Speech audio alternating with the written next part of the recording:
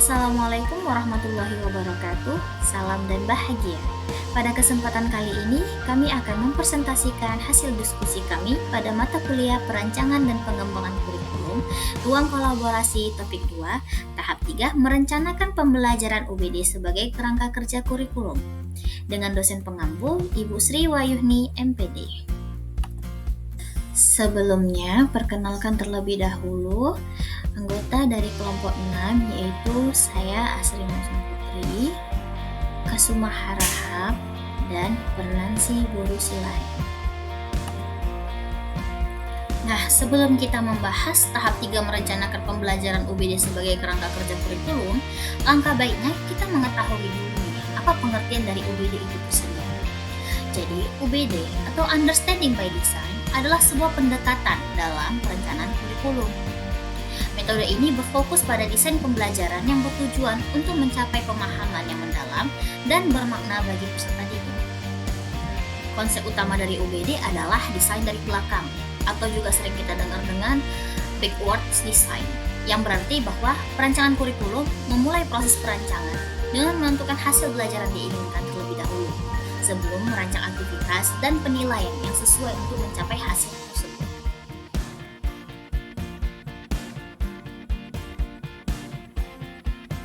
Tahapan dalam UBD atau Understanding by Design itu ada 3. Yang pertama, identifikasi hasil yang diinginkan. Yang kedua, menentukan bukti penilaian. Dan yang 3, merencanakan pembelajaran. Nah, dari sini kelompok kami akan membahas tahapan yang ketiga, yaitu merencanakan pembelajaran.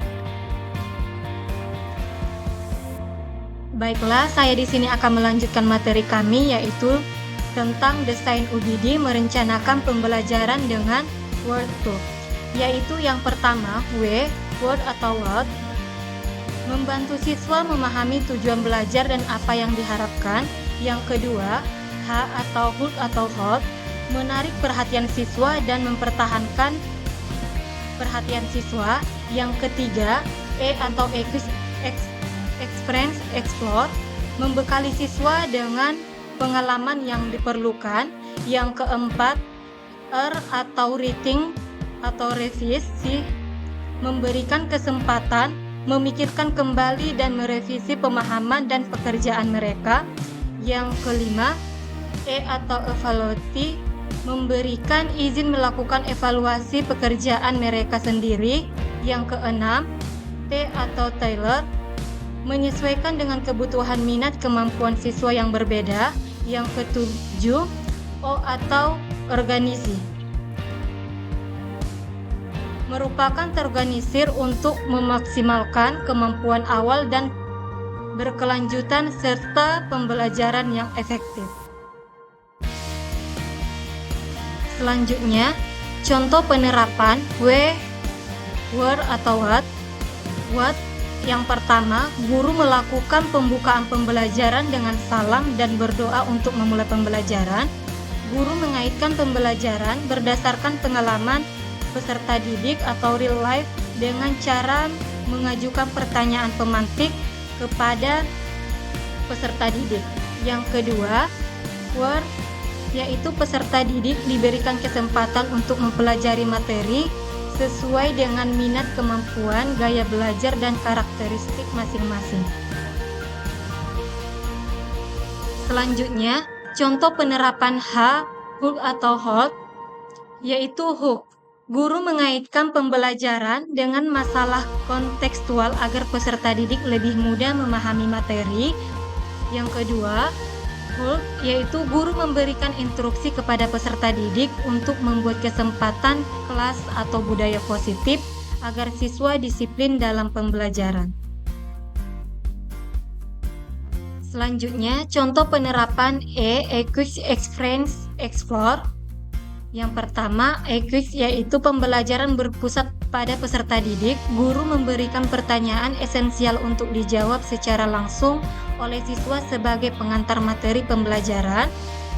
Yang kedua, Explore, yaitu guru menjelaskan materi kepada peserta didik dengan panduan konsep dan ilmu ekonomi melalui media PowerPoint. Lalu guru membagi siswa dalam 6 kelompok untuk membuat mind mapping tentang konsep dasar, sejarah, motif, prinsip, dan tindakan ekonomi yang mereka temui dalam lingkungan sekitar. Dan guru membimbing diskusi presentasi sehingga terjadi interaksi aktif antara kelompok untuk saling menanggapi. Baik, di sini ya saya akan melanjutkan materi berikutnya yang mana contoh penerapan R, rating atau revisi. Rating di mana setelah siswa melakukan kegiatan diskusi dan mempelajari materi, guru mengajak siswa untuk memikirkan kembali hasil diskusi sebagai bahan evaluasi agar siswa dan guru dapat mengevaluasi penampilan saran untuk masing-masing kelompok. Nah, yang berikutnya yaitu revisi, di mana guru memberikan kesempatan kepada siswa atau peserta didik untuk melakukan revisi sesuai dengan saran yang telah diberikan oleh guru. Berikutnya yaitu penerapan E atau evaluate, di mana memberikan kesempatan kepada siswa untuk merefleksikan apa mereka pelajari. Guru memberikan tugas atau kuis secara mandiri dan mengaitkan materi dengan kehidupan sehari-hari, kemudian melakukan refleksi bersama-sama melalui kuis interaktif dan pertanyaan terbuka guna mengetahui tingkat pemahaman peserta didik atau mereka. Nah, berikutnya yaitu contoh penerapan T atau Taylor, di mana pembelajaran yang dilakukan menggunakan pembelajaran yang berdiferensiasi, proses dan konten karena produk yang dihasilkan sesuai dengan kreativitas peserta didik. Guru melakukan pembagian kelompok yang telah disesuaikan dengan tingkat pemahaman peserta didik atau kemampuan peserta didik. Nah, berikutnya yaitu contoh penerapan O atau organis, di mana guru mendampingi diskusi yang dilakukan dan membimbing siswa membangun pemahaman materi konsep dasar, sejarah, motif, prinsip, dan tindakan ekonomi. Guru memandu jalannya diskusi kelas dan memberikan kesimpulan dari diskusi yang dilakukan.